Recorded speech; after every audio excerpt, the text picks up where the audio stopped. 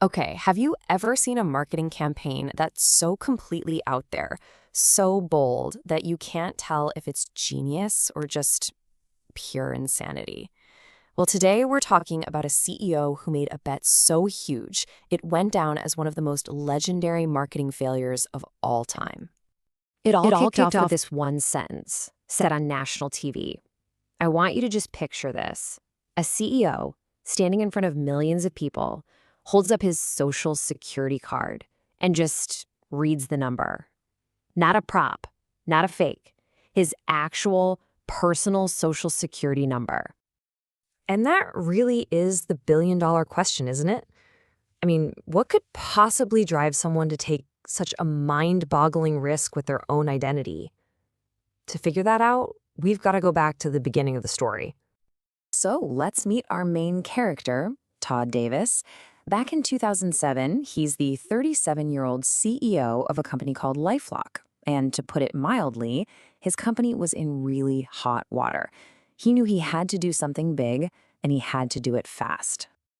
And here's the kicker, the big irony of it all. The company Todd was trying to save, LifeLock, was designed to do one thing and one thing only: protect people from identity theft.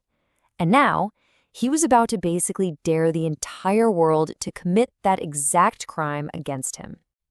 The whole mess started when a newspaper ran a really damaging story about his co-founder.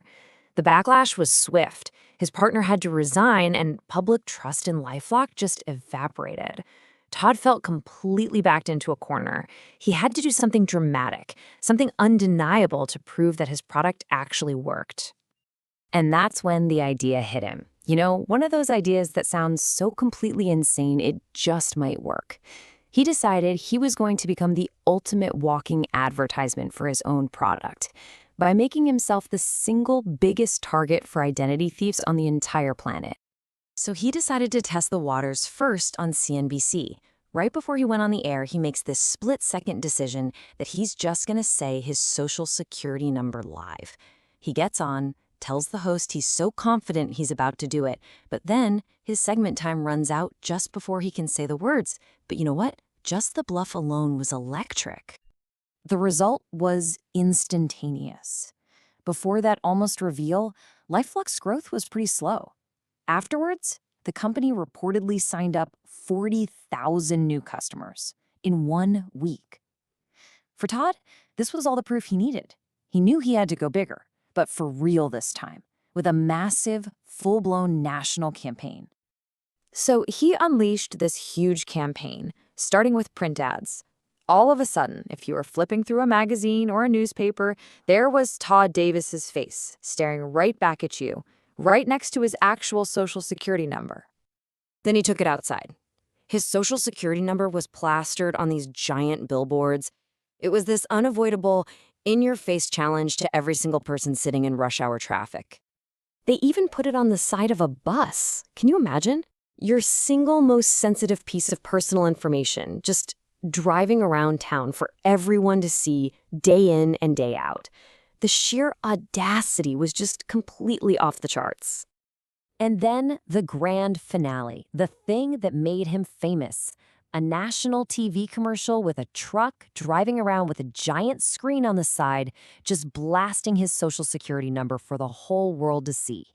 At this point, the stunt had officially gone nuclear. And for a while, it honestly seemed like the craziest gamble in marketing history was paying off in a huge way. I mean, people were shocked, sure, but they were also incredibly impressed.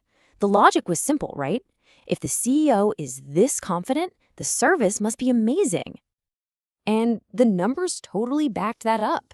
That first CNBC appearance alone drove a huge wave of signups, and the full campaign just poured gasoline on the fire. LifeLock was growing like crazy. But while the investors were celebrating, a totally different community was starting to take notice. The internet saw a challenge it just couldn't ignore. Yeah, you had thousands of people online who saw this as a personal challenge. The message was pretty clear. Oh yeah? I bet I can steal that guy's identity. And just like that, the floodgates opened. Now, to be fair to LifeLock, the system actually did work at first.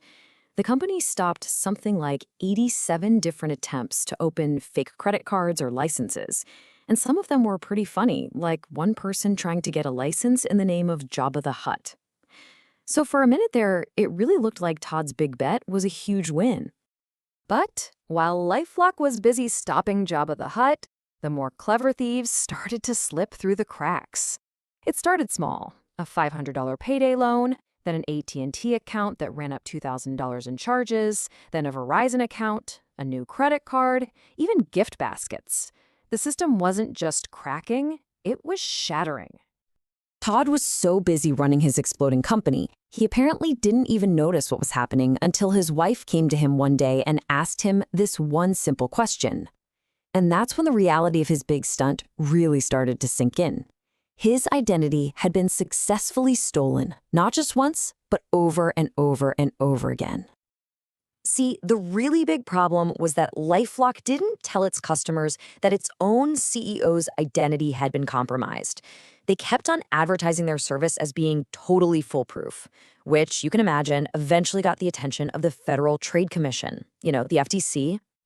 And this is where the consequences really started to pile up. In 2010, the FTC hit them with a $12 million settlement for deceptive advertising. But the problems didn't stop. So in 2015, the FTC came back, and this time they fined LifeLock a jaw-dropping $100 million for violating the first settlement. Just a year after that, Todd Davis finally stepped down as CEO. So let's recap. A very public failure, a compromised identity, and over $100 million in fines. That should be the end of the company, right? Well, this is maybe the most bizarre twist in the entire story. Even after all of that, LifeLock is still here. In fact, it's huge. The company claims to have over 80 million paying customers all around the world. The very stunt that proved their service had major flaws is also what gave them the brand recognition to become a giant in their industry. Which brings us to the final, fascinating question.